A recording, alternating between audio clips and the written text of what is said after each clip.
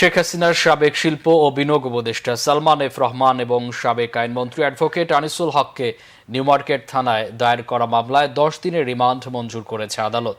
সন্ধ্যায় তাদের গোয়েন্দা কার্যালয় থেকে আদালতে তোলা হয়। জিজ্ঞাসাবাদের জন্য প্রভাবশালী এই দুই আওয়ামী লীগ নেতাকে 10 দিনের রিমান্ডের আবেদন করে পুলিশ।